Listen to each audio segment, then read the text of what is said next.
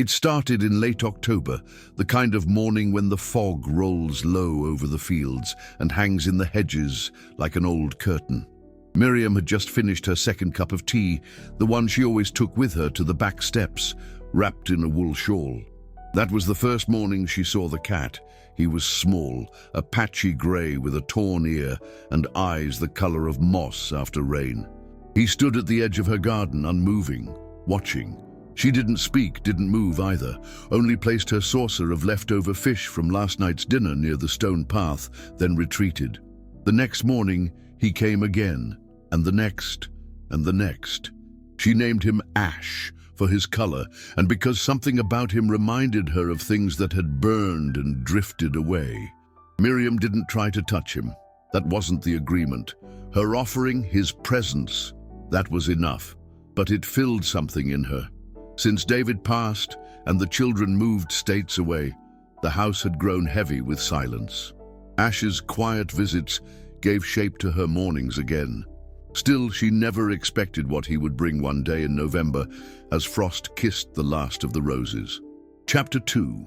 The bundle Ash didn't come alone that morning. Miriam had almost turned to go back inside when she heard a soft, strange sound, a mewling, not like his usual low growl. She leaned forward, squinting through the mist. There, in his mouth, he carried something small and trembling, a kitten. Her breath caught. Ash stepped carefully across the garden stones, stopping short of her as usual, then gently laid the kitten at her feet. It was soaked, mud-specked, and shivering so hard its ribs fluttered. Miriam hesitated only a second. "Oh, sweetheart," she whispered, scooping the tiny thing into her scarf. Ash didn't run. He sat, watching. Inside, she warmed a towel by the stove, mixed a saucer of cream with water, and nestled the kitten close to her chest. All the while, Ash remained at the door, not scratching to come in, just there, still. That night, he didn't return to the garden. Chapter 3. What was left behind. The kitten, which she later named Pip, was barely 4 weeks old, too young to be away from its mother. And yet, here it was, left with her, by a stray she barely knew. Miriam couldn't sleep that night. She sat in the armchair by the fire, Pip curled in a blanket on her lap, her knitting forgotten on the floor. She kept thinking about Ash. Where had he found this kitten? Why bring it to her?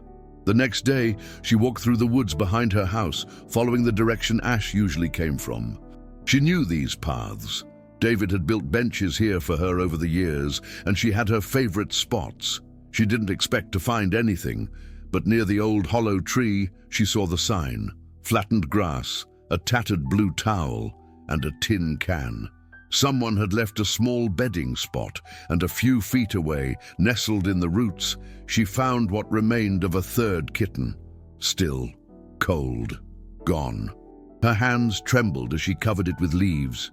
She said a small prayer. Ash had saved the only one he could. Chapter 4. The unspoken bond. Ash didn't return for 2 days.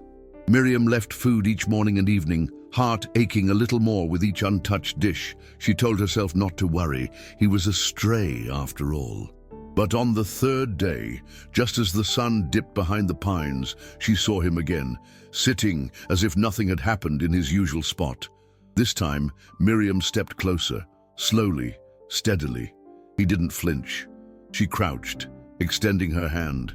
"Thank you," she said softly, voice breaking, "for bringing him to me." To her surprise, he leaned forward, just enough to let his nose touch her fingers. From that day forward, Ash became more than a visitor. He came not just for food, but to lie on the garden bench as she weeded, to sit by the steps when she read aloud to Pip. Still never crossed the threshold. But she didn't mind. He had boundaries. She had time. Chapter 5. Winter's silence. As the days shortened and frost came every night, Pip grew stronger. He was bold, adventurous, the opposite of his silent guardian. He'd chase the shadows of crows, bat at Miriam's yarn, curl in her lap and purr with contentment. Ash, though, remained a sentinel, always outside, always watching. One evening, As snow began to fall, Miriam set out 2 bowls, one for Pip, one for Ash. But only one was touched by morning, and the next day, nothing at all. A week passed. She walked every path in the woods, called softly under breath, left blankets beneath the bench he loved, but there was no sign. Grief came quietly, like the snow itself, not sudden, but steady. She'd known in some way that he'd never truly be hers, but his absence felt like a hole in the world, the echo of something good. Chapter 6. The Letter. 2 months later, the thaw came. One morning in early March, a truck stopped on the road just beyond her fence. A man stepped out, young, flannel-shirted, with a tired look in his eyes. He knocked gently. "Ma'am," he said, holding his cap in his hands, "I think I owe you thanks for taking in that kitten." Miriam blinked. How did you know?" He pulled a small, damp note from his pocket. The paper was creased, stained with something like oil. "I found this in my brother's shed. He passed in October, left a mess, but he'd written that if anything happened to him, the cat would know where to go. Said there was a lady in the stone house by the birch trees. Said she was kind." He hesitated, eyes lowering. "That cat? Grey, green eyes?" She nodded, hand at her heart. "He saved my niece's kitten," the man said. "We didn't even know he'd taken them away, just disappeared." Miriam couldn't speak. He looked up. "Thank you." When he left, she went out to the garden. The sun was higher now, melting the last of winter.